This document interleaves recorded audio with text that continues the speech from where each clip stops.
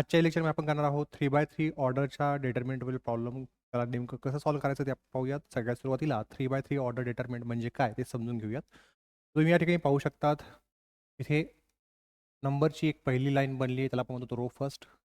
इथे नंबरची दुसरी आडवी लाईन बनली, त्याला आपण रो सेकंड म्हणतो. इथे नंबरची तिसरी लाईन आडवी बनलेली आहे, त्याला आपण रो 3 म्हणतो किंवा R1 R2 R3 म्हणतो. त्यानंतर इथे कॉलम फर्स्ट बनलेला आहे पहिल्या नंबर्स म्हणजे ह्या नंबर्सच्या लाईनमुळे उभी लाईन बनली, ज्याला आपण कॉलम फर्स्ट म्हणतो किंवा C1 म्हणतो. त्यानंतर इथे दुसरी उभी लाईन बनलेली आहे नंबरची, त्याला आपण C2 किंवा कॉलम 2 म्हणतो. आणि इथे तिसरी उभी लाईन बनलेली आहे नंबरची, त्याला आपण काय म्हणतो तर C3 किंवा कॉलम 3 असं म्हणतो.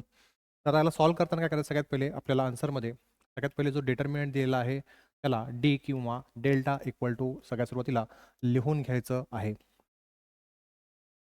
आणि एक महत्त्वाची गोष्ट ही लक्षात ठेवायची आहे, ती म्हणजे काय, एक्झामिनेशनमध्ये काही तुम्हाला हे सेम नंबर राहणार नाहीत किंवा सगळे प्रॉब्लेम काही असेच असणार असं काही नाही. नंबर्स या ठिकाणी बदलू शकतात. म्हणजे या ठिकाणी आता 1 2 -1 आहे, त्याच्याऐवजी 4 2 1 असं येऊ शकतं किंवा 3 -4 -2 नंबर म्हणजे प्लस मायनस तो चेंज होऊ शकतो, नंबर्स बदलू शकतात. ठीक आहे. या ठिकाणी नंबर्स अगोदर मी लिहून घेतो 1 2 -1, त्यानंतर 3 -1 2, त्यानंतर 4 0 1. यानंतर आता आपल्याला या ठिकाणी लिहायचं आहे डी इक्वल टू. त्याला सॉल्व्ह कसं करायचं आहे ते नीट लक्ष देऊन समजून घ्यायचं आहे. ठीक आहे. काही अवघड प्रॉब्लेम नाही, एकदम सोपा आहे, फक्त लक्ष देऊन समजून घ्यायचं आहे.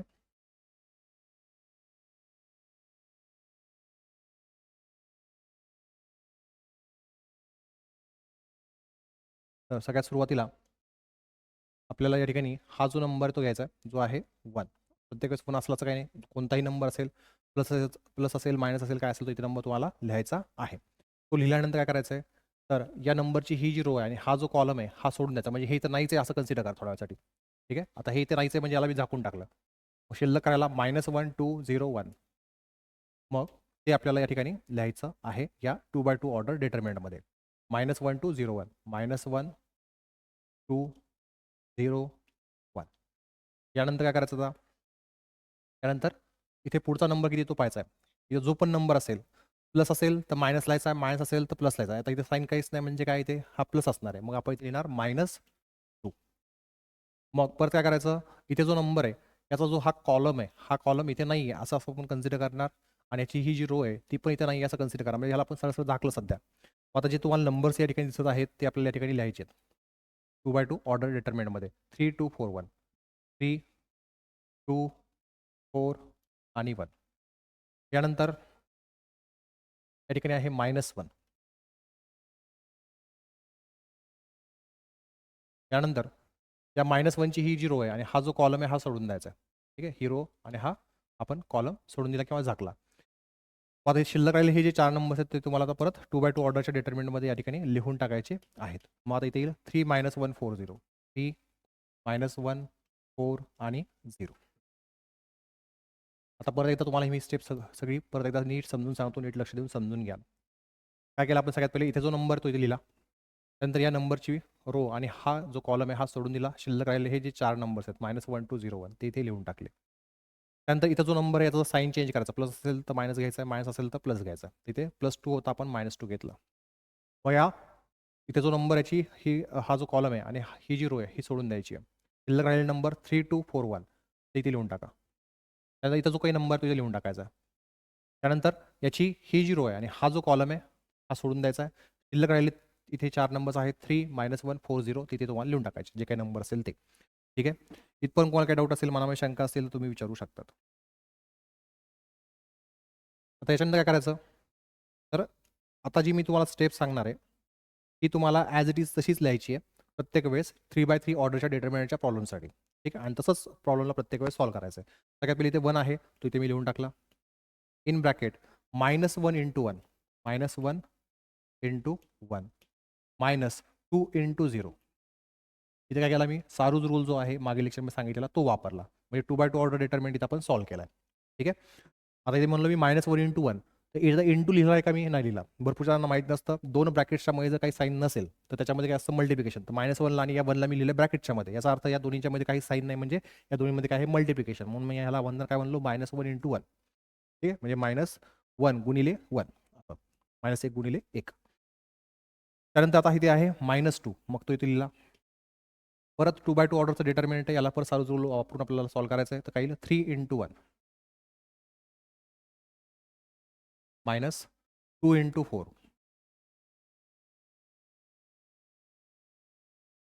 त्यानंतर -1 त्यानंतर 3 × 0 -1 × 4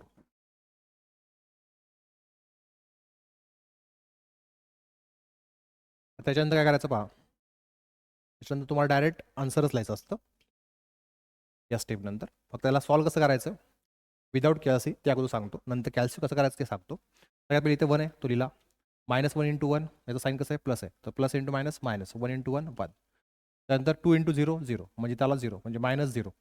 -0 लिहिला तरी चालतो, नाही लिहिला तरी सुद्धा चालतो. त्यानंतर -2 नंतर 3 × 1 येईल 3 2 × 4 8 आणि त्याचा साईन काय आहे मायनस तर -8.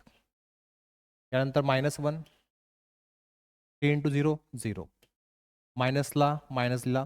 -1 × 4 काय येईल -4 -4 येईल या ठिकाणी. तर मायनस इंटू मायनस काय होईल +4 होईल. मग इथे आपण लिहिला +4. आता नीट पहा -1 -0 काय येईल -1 -1 × 1 काय येईल -1 येईल. त्यानंतर 3 -8 -5 येईल. मायनस इंटू मायनस काय होईल मग प्लस. इथे आलं तर 5 5 × 2 10. यानंतर 0 + 4 4 4 × -1 म्हणजे प्लस इंटू मायनस -4 × 1 4 -4 -1 किती येईल -5 -5 आणि 10 किती होईल तर 5 म्हणजे त्या याचं फायनल आन्सर आलेलं आहे 5. मग ते आपण इथे लिहून टाकूयात. ठीक आहे, हे आलं विदाऊट कॅल्सी कसं सॉल्व्ह करायचं. आता ज्यांचं मॅथ्स चांगलं आहे त्यांनी असं ब्रॅकेटमध्ये टाकून सिस्टमॅटिक नाही लिहिलं तरी सुद्धा चालेल. त्यांनी तुमचं डायरेक्ट लिहिलं -1 × 1 इथे डायरेक्ट -1 लिहिला. 2 × 0 इथं डायरेक्ट 0 लिहिला तरी सुद्धा लिहिलं तरी सुद्धा चालतं. पण ज्यांचं मॅथ्स वीक आहे बेसिक चांगलं नाही आहे त्यांनी मात्र अशी स्टेप लिहा. ठीक आहे, त्यानंतर आता पुढे जाऊयात.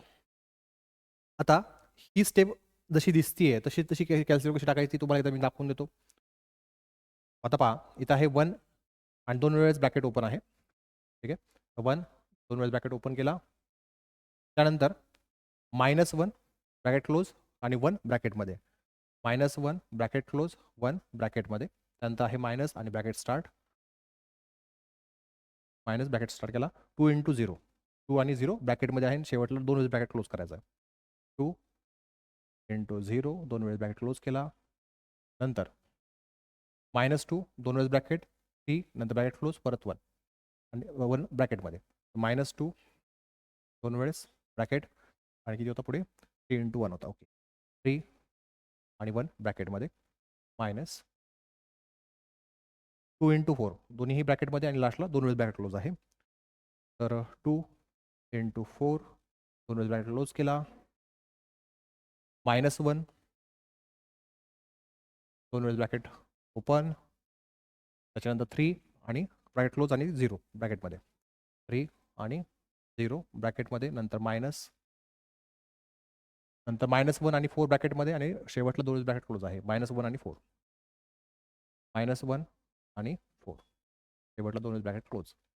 तर याचा आन्सर आलेला आहे 5. तर याच्यावरून पण तुम्ही पाहू शकता आपला आन्सर जे आलेलं ते बरोबर आहे. ठीक आहे, आता बऱ्याचशा वेळेस काय होतं तुम्ही ज्यावेळेस कॅल्सीवर ही स्टेप टाकतात ह्या स्टेपमध्ये लिहिताना तुमच्याकडून कधी कधी इथे नंबर जो आहे तो चुकतो किंवा प्लस मायनस मध्ये काही मिस होऊन जातं.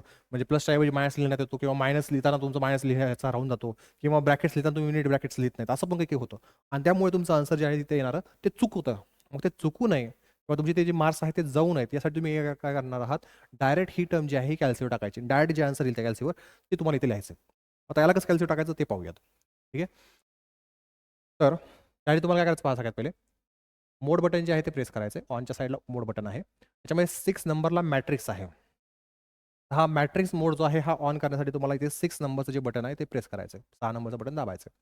त्यानंतर इथे हे 3 मॅट आहेत मॅट ए मॅट बी मॅट सी. त्याच्यामुळे तुम्हाला ते डिटर्मिनंटची जी किंमत आहे तुम्हाला काय करता येते स्टोअर करता येते. मग या 3 पैकी तुम्ही कोणताही एक जो आहे मॅट तो चूज करू शकतात निवडू शकतात. मग यातला आपण समजा पहिला निवडला तर मग आपल्याला पहिला हवा आहे म्हणून यासाठी आपल्याला या ठिकाणी 1 किंवा 1 जो आहे तो प्रेस करायचा आहे. आता तुम्हाला ते ऑर्डर विचारत आहे म्हणजे डिटर्मिनंट जो आहे हा 2x2 ऑर्डरचा आहे, 3x3 ऑर्डरचा. तर आपल्या ह्याच्या डिटर्मिनंटमध्ये 3 रोज आहेत, 3 कॉलम आहेत. म्हणजे 3x3 ऑर्डर असल्यामुळे आपण या ठिकाणी एक जो आहे नंबर तो प्रेस करणार आहोत किंवा 1 इथे प्रेस करणार आहोत. आता प्रेस केल्यानंतर तुम्हाला ती व्हॅल्यू जी आता आहे डिटर्मिनंटची काय आहे ती आपल्याला या ठिकाणी पुट करायची आहे. इथे आहे 1 2 -1 1 2 -1 ठीक आहे. ही आता व्हॅल्यू टाकली पण एकदा क्रॉस चेक करणार. 1 2 -1 आणि इथे पण चेक करायची 1 2 -1 आहे का? ठीक आहे, म्हणजे जेणेकरून काही मिस्टेक होणार नाही किंवा क्वेश्चनमध्ये डायरेक्ट पाहून तुम्ही टाकू शकतात. त्यानंतर आहे 3 -1 2 3 -1 2 3 -1 आणि 2. तर ज्यावेळेस आपण इक्वल टू दाबतो नंबर नंतर ती व्हॅल्यू जी आहे ती एंटर होते. म्हणजे 3 equal to -1 equal to 2 equal to असं आपल्याला दाबावं लागतो.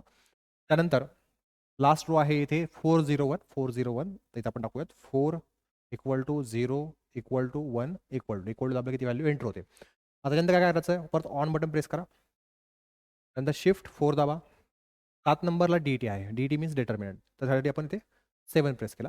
आता डिटर्मिनंट कशाचं काढायचं आपण ती व्हॅल्यू कशात स्टोअर केली होती बघायची तर मॅट एमध्ये. तर त्यासाठी काय त्यासाठी ते आणण्यासाठी काय करायचं आहे शिफ्ट आणि 4 दाबायचं आहे. 3 नंबरला मॅट ए आहे म्हणून आपण इथं 3 जो आहे तो प्रेस केला. राईट क्लोज केला इक्वल टू प्रेस केला. इथं आन्सर आलेला आहे 5. तर असं सॉल्व्ह केल्यानंतर जे आन्सर येईल ना तर तेच तुम्हाला इथे लिहायचं आहे. जेणेकरून तुमचं आन्सर रॉंग होत नाही. म्हणजे या स्टेपमध्ये कुठे काही मिस्टेक झाली असेल, काय झालं असेल, तुमचं हे आन्सर चुकू शकतं ना. त्यापेक्षा डायरेक्ट क्वेश्चनमध्ये जो तुम्हाला डिटर्मिनंट दिला तो तुम्ही सॉल्व्ह केला, इथं आन्सर लिहिला. तर ह्याच्यामध्ये तुमची जी काही मिस्टेक असेल, ते आता जर एखादा चेक करा खूपच डिटेलमध्ये पाहतो तर मग तुमचे मार्क्स कटू शकतात. पण जर पाहत नसेल तर तुम्हाला पूर्ण मार्क्स मिळतील चुकलेला असून सुद्धा. कारण की तुमचं आन्सर शेवटचं मॅच होतं कारण ते पूर्ण स्टेप पाहत नाहीत बऱ्याच वेळेस. ठीक आहे. आता दुसरी गोष्ट म्हणजे ती अशी, की जे ऑनलाईन पाहणारे आहेत त्यांनी काय करायचं आहे, या क्वेश्चनचं तुमचं आन्सर काय येतंय ते मला कमेंट बॉक्समध्ये कमेंट करायचं आहे. ठीक आहे. आणि तुमच्यासाठी काही इम्पॉर्टंट व्हिडिओज किंवा इम्पॉर्टंट काही लिंक्स आहेत डिस्क्रिप्शनमध्ये दिल्या त्या तुम्हाला पाहिजेत. त्याचं काय काय सांगितलं ते. आणि त्या व्हिडिओ लाईक करायचं मित्रांना शेअर करायचं आहे. आपण भेटूयात नेक्स्ट लेक्चरमध्ये.